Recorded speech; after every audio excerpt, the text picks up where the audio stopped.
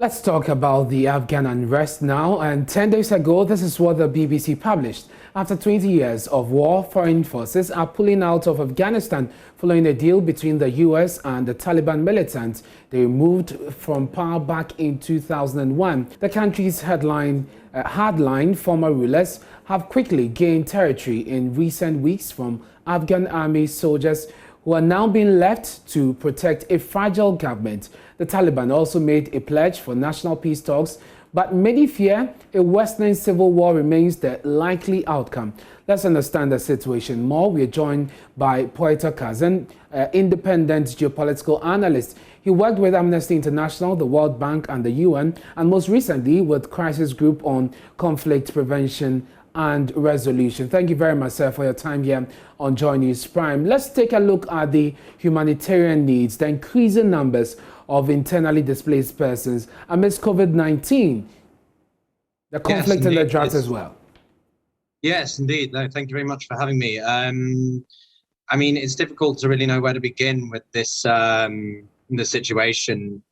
The past 48 hours, I think, are some of the most unprecedented military advancement and changes to a country's regime we've seen in decades. And now we have to look at the aftermath and a Taliban, controlled country, particularly in the humanitarian front. Yesterday, Germany announced that they would be taking 12 to 15,000 initially refugees, and we've had other reports that European countries will do the same, but no other official figures I've had a chance to find yet.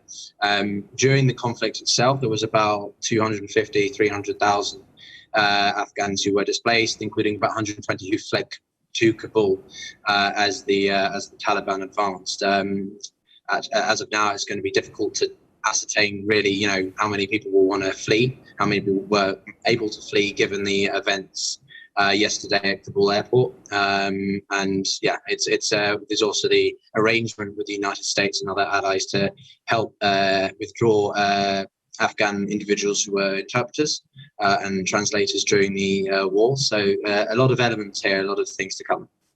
But let's just go back a bit. How did we get here? We know this started some 20 years ago, but how did things deteriorate so quickly in the last few weeks? Well, that's going to be something that will be analysed for decades to come. It's a combination of. I think the important point here is to remember the United States was always going to withdraw, but no one could envisage how quickly they were going to do so. The original deadline was May, then Biden pushed it back to September the 11th to be, to mark the 20th anniversary of the September 11th, the attacks. Exactly. But I think that as I said, the Taliban's advancements in only 6 weeks, on July 8th, President Biden and the UK Prime Minister Boris Johnson both said independently of each other that the likelihood of a military takeover by the Taliban was unlikely. Here we are 6 weeks later, and as I say, it's one of the fastest advancements in many recent times. I've heard people, comparing it to the Blitzkrieg, and even Alexander the Great, a very famous conqueror from a few hundred years ago. So this is something we'll be talking about for a long time. And you mentioned the withdrawal of the U.S. Joe Biden indeed has said that September 11 will be the date for total withdrawal. Some have said that this would further degenerate the already terrible situation. Would you agree? As I said before, I think the rate at which the withdrawal was done has certainly exacerbated the instability of the country. The Taliban were always ready to, make this move when the US decided to fully pull out. The fact that the United States didn't even notify the then Afghan commander that they were pulling out of Baghdad, a huge military base in the northeast of Afghanistan, really didn't play into the hands of the Afghan government well and the forces. So, I mean, what we've seen so far in the past 2 days, relative stability in the streets of Kabul. That's mainly out of fear, not so much out of security. The spokesperson has been saying that women can attend university, and that we've seen a female anchor, engaging with a member of the Taliban's media team, or representative, if you like. So the Taliban are sort of trying to portray this evolved sense that they are, but it's 2 days later. Things could change within a week, within a month, once attention of the world's attention has gone elsewhere. So I want there to be as much stability in Afghanistan as possible, and as much freedom and rights for everybody, particularly women. But yeah, it's difficult to say just whether or not it will collapse into another failed state. But what do you say? Yes, what do you say the government that needs more political unity and much stronger leadership around this time?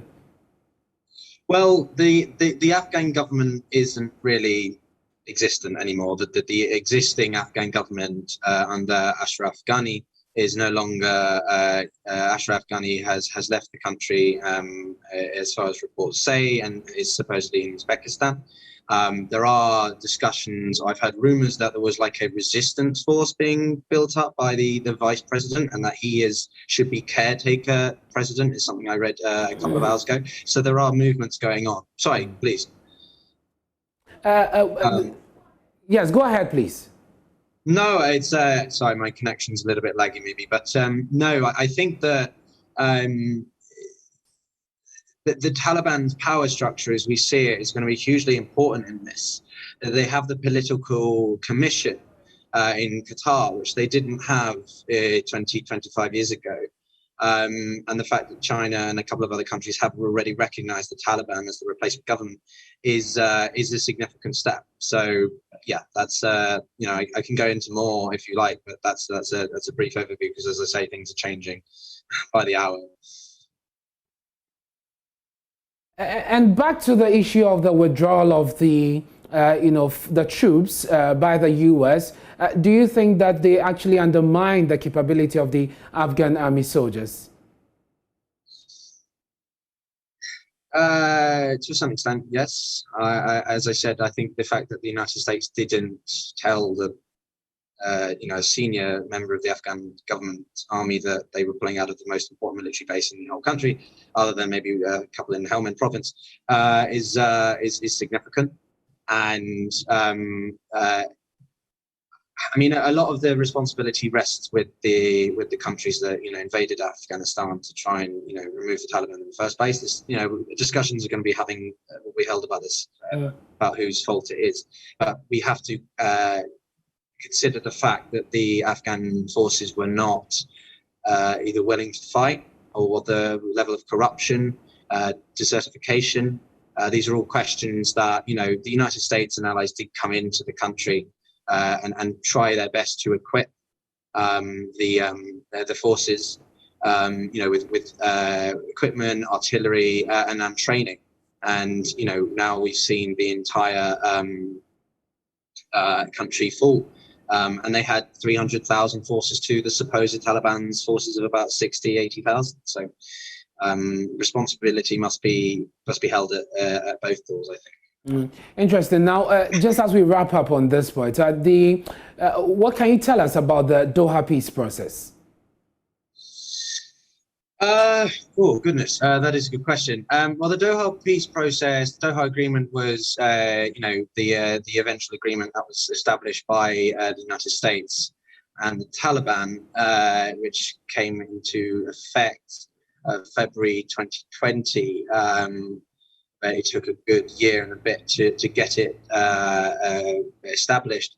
The agreement was that the US will pull out as long as the Taliban doesn't allow any extremist groups like Al Qaeda, effectively, and because there is a degree of ISIS, Islamic State factions in the area, country. Sorry, but how can we guarantee that the Taliban are going to keep their word? This is what I mean. It's very difficult to tell in a couple of years. But the other aspect of this, which the Taliban have already said they will honour, is that anyone in amnesty will be respected, no harm will come to them. But the Doha agreement at the time, it said, the Taliban didn't want any foreign fighters to be left on the soil.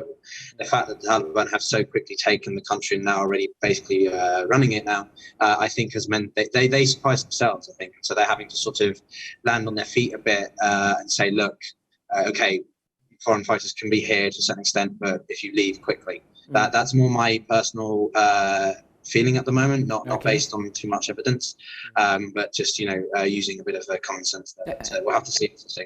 And just finally, the conflict has killed tens and thousands of people, displaced millions. Citizens are now desperate, seeking an escape. What should international partners do? Well, we're going to have to see. It's difficult because you've got the unilateral approach to this versus the multilateral approach. The UN obviously held an emergency session yesterday, and I expect them to probably encourage countries to pledge funding and support. The UNHCR is there, UNICEF is there, other entities are there, but the problem with these kinds of things is the dysfunctionality in the international community when it comes to a major crisis. Just look at the response we've had with COVID. Not exactly coordinated and united.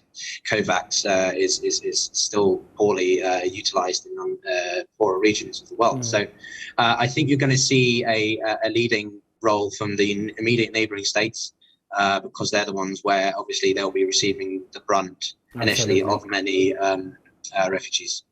Absolutely. Thank you very much. That's Poita Kazan, an independent geopolitical analyst, joining us on the Afghan situation. He worked with Amnesty International, the World Bank, the UN, and most recently, Crisis Group on Conflict Prevention and Resolution.